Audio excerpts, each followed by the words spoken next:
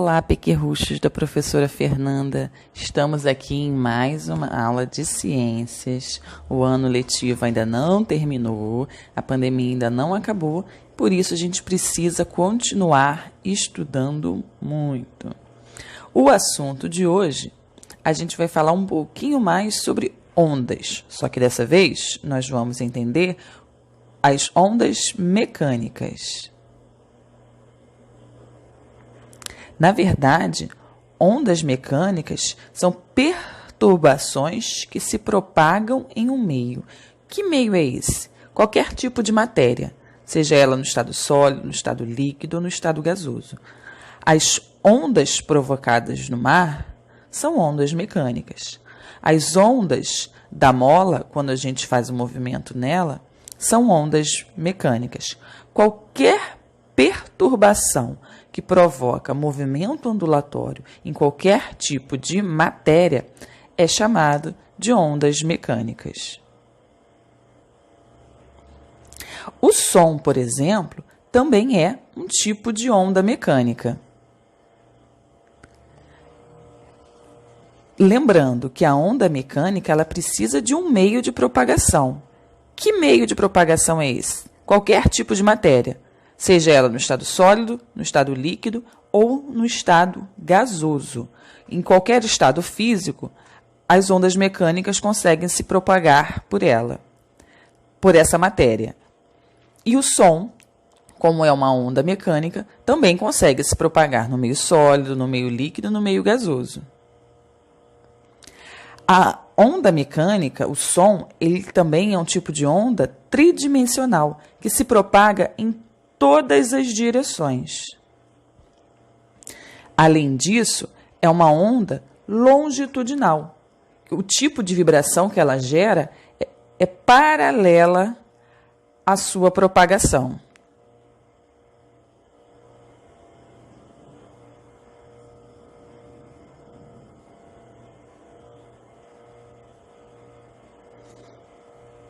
As ondas, elas são transmitidas, as ondas sonoras, elas são transmitidas pelo ar. O ar é esse meio de propagação, ou seja, a matéria no estado gasoso. Quanto mais denso o ar, melhor será a propagação do som, pois neste caso as moléculas do ar estão mais próximas. Por esse motivo, a velocidade do som nos sólidos é maior que nos líquidos e a velocidade do som nos líquidos é maior que nos gases. Como nos líquidos a matéria, as partículas que formam a matéria, elas estão mais densas, a velocidade de propagação das ondas sonoras no sólido é maior. E no ar, quando as partículas elas se encontram mais afastadas, a velocidade de propagação do som é menor. Reparem que no meio sólido, como o ferro, a velocidade de propagação a 0 graus é de 4.480 metros por segundo. Aqui a unidade de medida. Metros por segundo. Significa que em um segundo, a onda sonora no sólido ferro, ela percorre uma distância de 4.480 metros. Já a velocidade da onda sonora no líquido é de 1.493 metros por segundo. E no ar, que é o meio gasoso, a velocidade do som é de 340 metros por segundo. A cada segundo, a onda sonora percorre a distância de 340 metros no ar.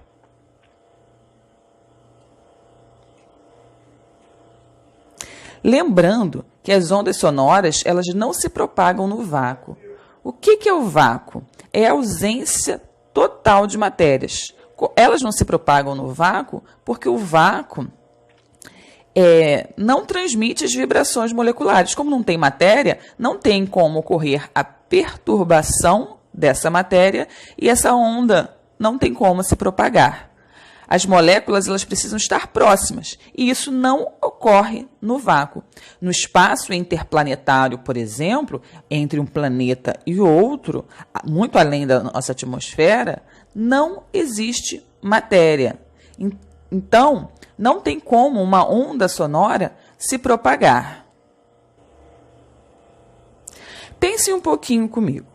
Se eu falei para vocês que as ondas sonoras elas não se propagam no vácuo, que elas precisam de matéria para se propagar, imagine agora que você esteja numa sonda espacial no espaço interplanetário e está tendo essa linda visão aí.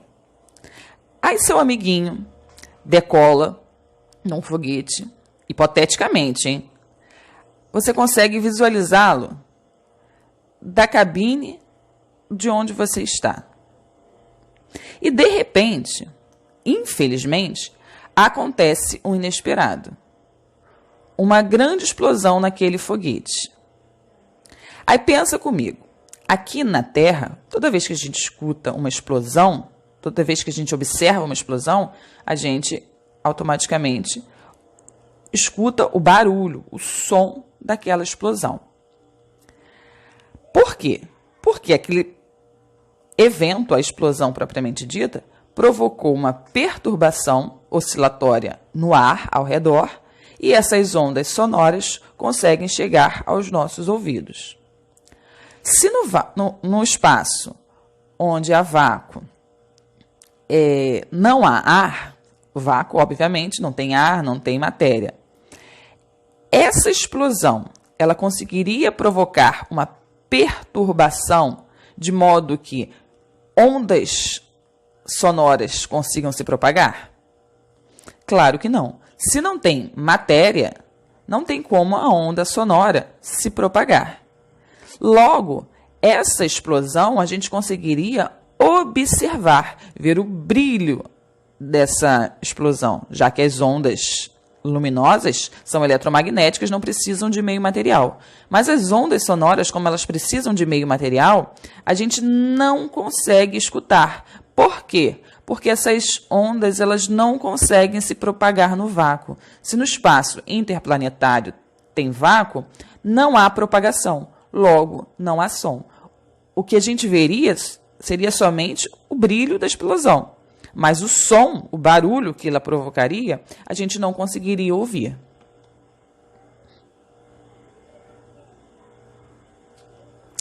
Continuando. Frequência das ondas sonoras. O que é frequência? A frequência é o número de vibrações ocorridas durante um período de tempo.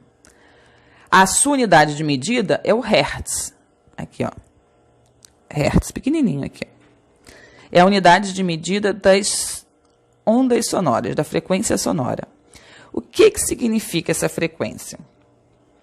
É a quantidade de oscilações que essa onda percorre num determinado tempo.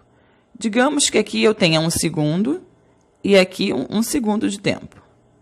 Reparem que esta primeira onda aqui, ela vibra muito mais, ela oscila muito mais. Ela possui comprimento de onda bem menor. Então, ela tem uma alta frequência. Já essa aqui de baixo, ela tem uma baixa frequência. Por quê? Ela tem menos oscilações em 1 segundo. Consequentemente, o comprimento da onda é maior. Então, o Hertz é, na verdade, a quantidade de oscilações que a onda percorre em 1 segundo. Então, 1 Hertz significa que a onda percorre uma oscilação em 1 segundo. Aqui ao lado, eu tenho um esquema das ondas sonoras, das frequências sonoras. De 0 a 20 Hz, até 20 Hz, nós temos os infrassons. De 20 Hz até 20.000 Hz, nós temos as ondas audíveis, o campo visual humano, que a gente consegue ser sensibilizado por essas ondas, com essa frequência. Acima de 20.000 Hz, nós temos ondas chamadas de ultrassons, que possuem uma frequência muito acima da capacidade auditiva humana. Essas ondas, elas são utilizadas geralmente para diagnose médica, aqueles aparelhos de ultrassonografia, que geralmente as grávidas utilizam para visualizar o bebê, eles utilizam ondas sonoras com uma frequência acima de 20.000 Hz, que são os ultrassons.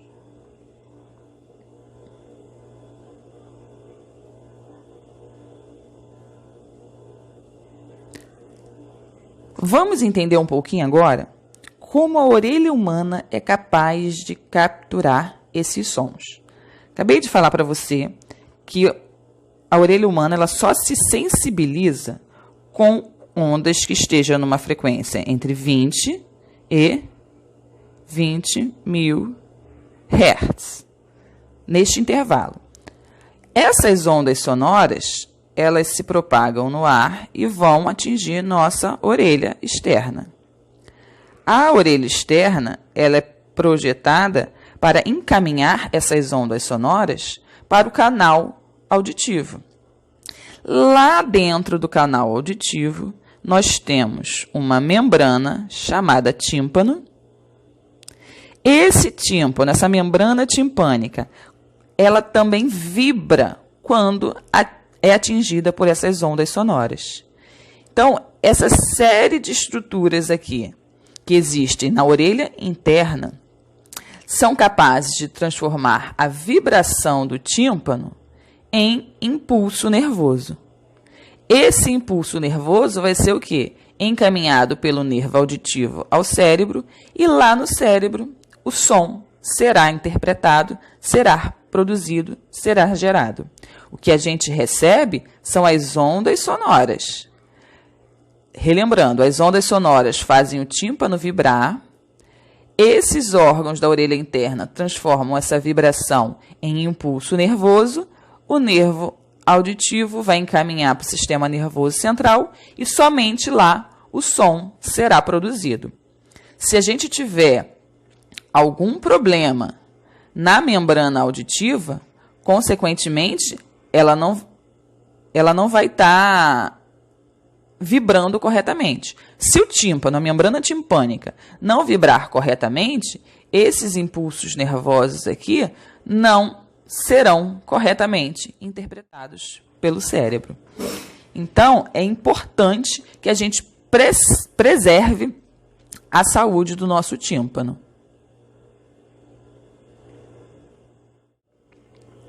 Por que nossos pais vivem dizendo que a gente não deve ouvir som alto nos fones de ouvido?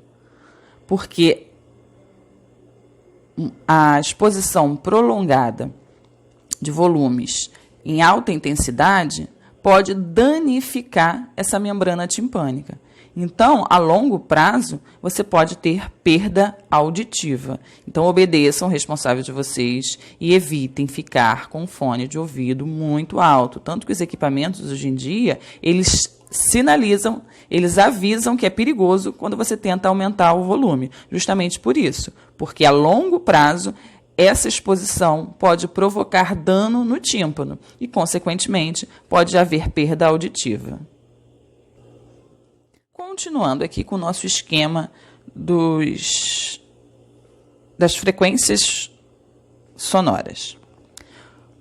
Sons abaixo de 20 Hz são os infrassons. Já falei para vocês. Os elefantes, as toupeiras, conseguem ter a sua membrana timpânica sensibilizada com ondas nessa frequência. A orelha humana, o tímpano humano, só consegue ser sensibilizado dentro dessa frequência de 20 a 20.000 Hz. Os animais, como gato e cão, conseguem ter sensibilidade a ondas sonoras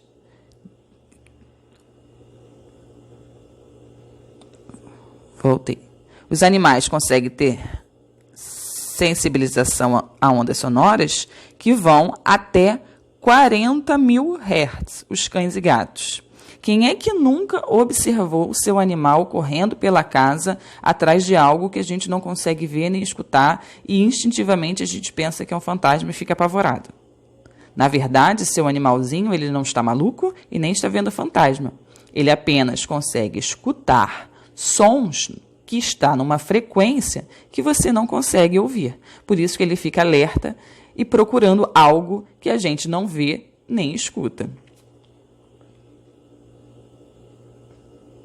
Continuando aqui, ó, os morcegos, os golfinhos conseguem escutar em frequências sonoras muito elevadas, em ultrassons. Aí agora vamos entender um pouquinho como os morcegos, eu vou botar um desenho de um morcego, mas os golfinhos eles também conseguem se localizar, locomover pela ecolocalização. O que significa isso? Que eles emitem constantemente ondas sonoras numa frequência que a gente não consegue ouvir. Essas ondas sonoras, elas seguem uma direção. Ao atingirem esse objeto, elas são refletidas. Reparem aqui, ó, as ondas vermelhas estão sendo emitidas pelo morcego. Quando ela atinge o objeto, ele esquematizou aqui como sendo ondas verdes. Volta na direção contrária.